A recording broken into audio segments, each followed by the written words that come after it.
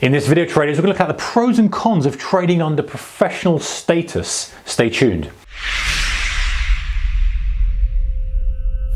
Hey traders, a warm welcome to you. All right, so there's a link to these guys in the description below. CFD account or spread bet account. You're going to default to a retail trader status. And retail trader status, several years ago, ESMA directive said, hey, you guys who are providing brokerage services for leveraged financial products, the CFDs, spread bets came under that umbrella, you need to restrict the amount of leverage that you offer retail clients. So basically that means that you have to put up more money and a larger deposit, a larger margin deposit to control the money that you used to be able to control. So notional value of 100K, maybe before you could have $1,000 up to control that, £1,000. Now you might have to put up 10,000. Now you might have to put up 5,000. So it depends on the asset you're trading, and we'll kind of go through that in a moment. But the point is you now have to have more money in your account to control bigger position sizes. But the problem is for the prudent trader, for the trader who's very sensible to risk management, all this stuff, leverage is a nice tool to have.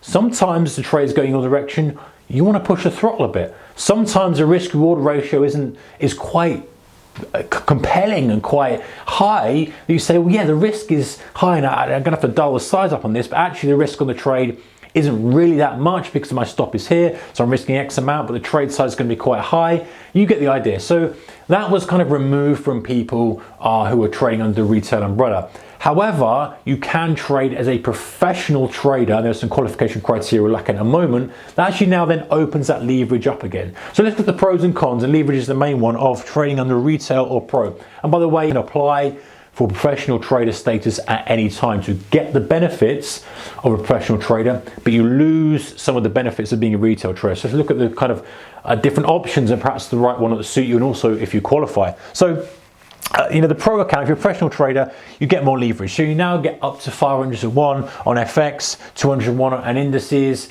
a significant improvement from retail. Now this might be an advantage to you if you're more experienced, and obviously this is the kind of from the qualification criteria we'll look at in a second. If you're more experienced, you will kind of feel more comfortable with leverage. You can use it if you want it, it's there. Most of the time you're not going to be using this kind of leverage, but if you want to press the throttle, if you feel like kind of pressing a trade a little bit harder, you've got the ability to. It's like having a car with a powerful engine, right? You're not always going to go around flat out all the time, but when it's there, we're going to squeeze the throttle a bit. It's nice to be able to have that opportunity and back off and on and off when needed. If you're driving around in a car that's pretty low horsepower, you haven't got the opportunity to do it. You don't have the opportunity to squeeze the throttle and get a little bit more juice from it when you want. So leverage is a little bit like that. Now you might not want that. You might be like, okay, I'm going to get myself into trouble if I've got more leverage, in which case stay as retail. You get the leverage protection. In other words, they restrict your leverage, and so you can't trade too much size. Of course, you can still do damage, guys. A leverage product is a leverage product. You've got inherent risk with it, but it's at a reasonable level that maybe you're not going to go too crazy and end up wiping yourself out, blowing yourself out, just with a few trades. Still the risk there, still the risk, of course, with leverage, but with a little bit more protection. So pro, if the advantage is you get more leverage, so you get that tool to use if, as and when you want to use it. The Active Trader Program. Go and check that out, guys. A link in the description below. Just have a look for the Active Trader Program. That's like a rebate-based program. Certain terms and conditions obviously apply with all these kind of things. You get a relationship manager. So if you're professional status, you get a person you can speak to regularly about your account, all this kind of stuff. Nice single point of contact there. And you can trade bigger size as well. Different from retail, restricted on trading size. You can trade bigger size with the professional account. Now, to qualify for a professional account, you have to match two of these three criteria. Number one, 10 or more large trades in the last quarter. And number two, more than 500K financial instrument portfolio. I can't include real estate or some of the other illiquid assets. It's got to be kind of in an ISA or stocks or shares, etc.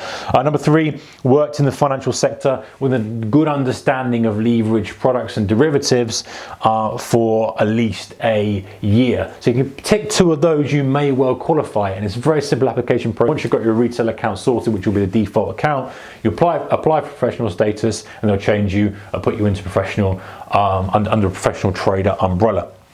Now, the other advantage that you have on retail, which you will lose if you're a pro trader, is the negative balance protection. So in other words, what this means is your balance can't go below zero. If it does, it will be reset to zero. So when might this happen? Let's say you have a position on and the market gaps massively over the weekend. Let's say there's some big global news, you've got a few FX positions, an index position, some share positions, huge gap, and you end up being in a massive negative balance because the gap has just happened. You've lost 10k here, you've lost 5k here, 300 quid here.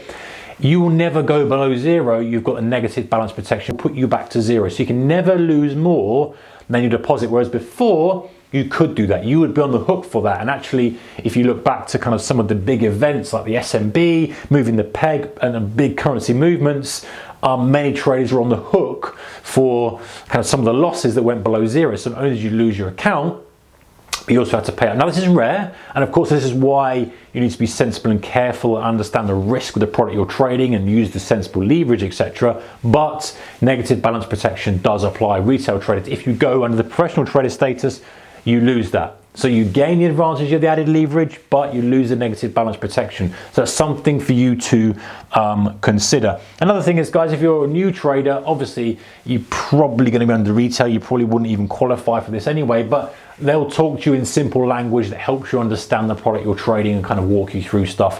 If you're a professional trader, they might kind of, well, they will assume, because obviously you qualify for this, that you know what you're doing, and they'll talk to you in the language in the more professional traders use.